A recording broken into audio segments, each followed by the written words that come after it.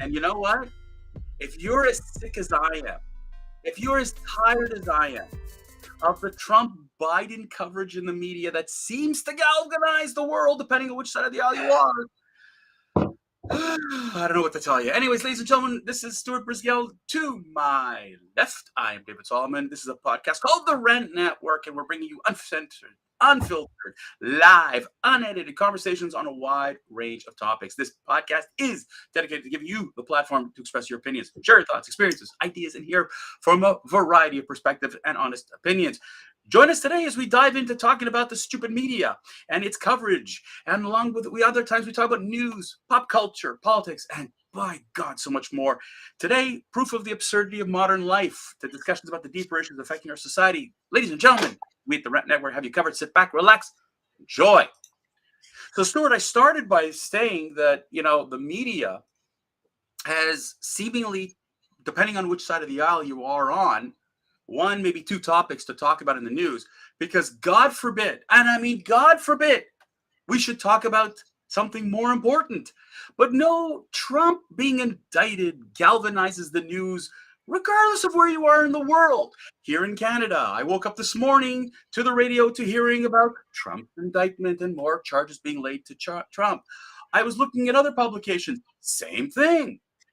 But if you don't care for if you're anti-conservative, anti-Republican, or whatever, the Hunter Biden fiasco just doesn't seem to get in your radar. So if you are a conservative and you're a Fox News, Newsmax kind of person, all you see is Hunter Biden, Joe Biden media. Stuart, what are you saying about it, all this? Okay. Everyone calls us very right wing, and I'm going to frankly say that's bullshit. And I'm going to say I am sick and tired of everything I hear on the news. Period. It is either about Hunter, it's about Joe, it's about Donald, or it's about RFK Jr. and Biden. It's about a school teacher and Biden. It's about beer and Biden. I mean, everything is being twisted around two grumpy old men. Yep. Let me repeat. About two geriatric aged men. I can't tell you that if you say to me, you like Donald Trump, I'm going to look at you and think you're a moron. If you tell me you like Joseph Biden, I'm going to look at you and think you're equally the same moron. Because both guys are what's called past their prime. There is nothing about either of them that I find attractive, intellectual, intelligent, or even nice. I don't have a good word to say about any of them. And the news cycle would have you believe there is nothing else in the world going on based on the consumption of percentages of minutes devoted to just either a Biden conversation or a Trump conversation, or we'll call it, a derivative of, like DeSantis or RFK, because everything sort of funnels to these two illustrious morons. Now, a lot of you are getting a lot of pleasure that I'm calling, Donald Trump a moron. Well, he's a brilliant man because he's made all the fucking money and you don't have it. And if you think he doesn't have more money than you, you're wrong. And you want to know something? He doesn't give a shit. Because all of these trumped up charges are going to either be gone, paid off, or just disappear. Just like the sweetheart deal that Hunter had. By the way, as a side note, he is a card-carrying member of the DC bar. I don't know about you. With that many charges, about to plead guilty, you think you would lose his law license. But no one wants to talk about this. But again, I'm then falling victim to my own rant. because I'd rather talk about, I don't know, former British rap artist alleged a jihadist. I'd rather talk about some climate change that did something stupid like paint over King Charles' portrait in the Scottish Gallery. I'd rather talk about the carnage in Ukraine where tens of thousands of people are being murdered, raped, massacred by a madman who has nuclear weapons.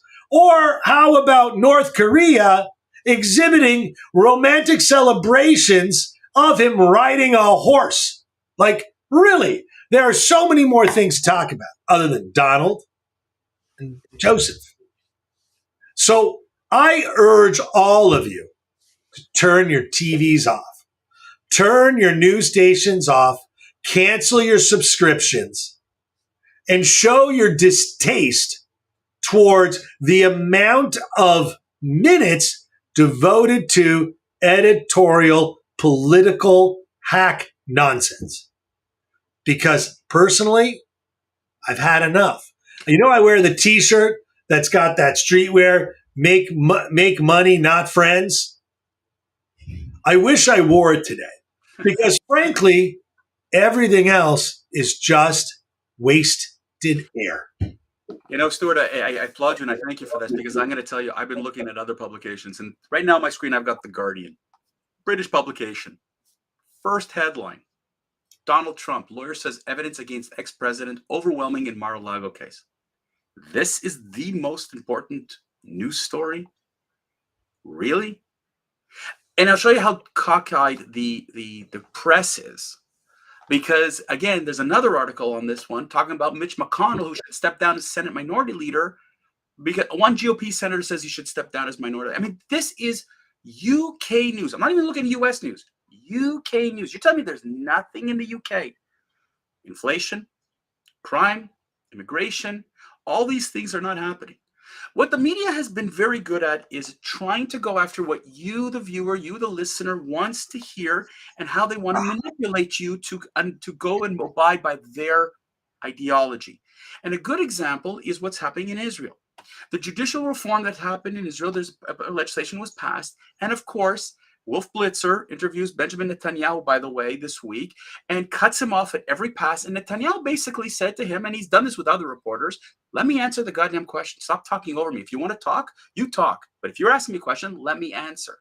And there's no opportunity for the world to get a balanced report. And we've talked about this time and time again about balanced reporting. There isn't one. It doesn't exist. It's very frustrating. And if I want to read about what is happening in Israel, for example, what is the judicial reform, I get cockeyed information. Okay? And I'm not going to get into this today in the rant and what it's all about, but it's not what the left liberal media wants you to believe. That's the sad part. But when I look at the news, that's a headline. Judicial reform in Israel. But not the fact that, for example, and until you find me in any publication in North America, that a judge in Hong Kong defied the government's bid to ban a pro-democracy protest song. Like, this is in The Guardian. It's not in in our news. Why? Who gives a shit about Hong Kong? Who gives a shit about, let's talk about Taiwan. We'll protect Taiwan. But what about the other countries? Do you ever hear, and we've talked about this, do you ever hear anything about South America? Do you even freaking know where South America is? Okay? Do you even know where Africa is? Africa is a massive, massive shit show of troubles, death, health concerns, still dealing with famine, economic problems, corruption. Nowhere to be found because it ain't cool, it ain't sexy. Let's talk about transgender rights instead. What we've got here, and this is what's going on here, Stuart. And what infuriates me is that we consume in the media, like the community consumes, I should say, numerous amount of time, of space, time, and effort to push the Trump indictment and to dispel the Bidens, or vice versa. Like, holy crap, people. Have you seen what's going on in San Francisco? Have you seen what's going on, in Ukraine, as you point out? It doesn't make a difference. And I think that what you're saying is cutting the cord is a great example of, you know what, turn off the freaking news. But unfortunately, where are we going to get information? Facebook is apparently, allegedly, according to Jim Jordan, censoring. They're censoring. So where do we get news from to be properly informed? And unfortunately, this is the kind of venues that with these kind of podcasts, these kinds of things, where we bring both sides to the table to the forefront, because middle ground doesn't exist in media. You have to take a side. If not, you're screwed. Stuart, I don't know. What are people supposed to do anymore just to get real information? You know what? You said something. Where do we get real information?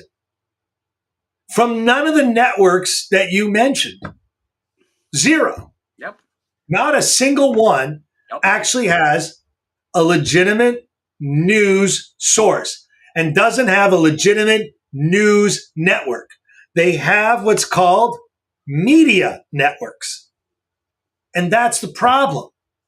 We have lost the focus in reality TV about the Kardashians, about housewives of Atlanta, housewives of Miami, housewives of Montreal, Quebec. It is utterly ridiculous, the status of the human Western kind, because it needs to be reality TV. No one really cares about the facts. They need to sell the facts. And the minute you have to sell the facts, someone needs to make money. Yep. And they don't want it to be you. And I believe you've got to not just cut the cord, you got to rip the cord. I'll give you another example. So I'll give you another example, okay? The month of July was, according to, was the hottest on record ever, right? The U.S. was burning, Canada was hot, da-da-da-da-da. What does the media report? Oh, we've reached the point where the earth is, it's going to explode. I don't understand. Like this kind of sensationalism makes no sense. Okay, you're consumed. The media. I want to shout out to Annette, who sent me a great text about our last rant, and she made a comment to me, about how this in the presidential debates. What were the topics? And the same thing happened in Canada in the last election. What were the topics that the media brought to the forefront? Was it anything real, or is it anything that they thought was real? And this is what they've done, right? They talked about climate change here in Canada. They talked about a lot of other puff pieces,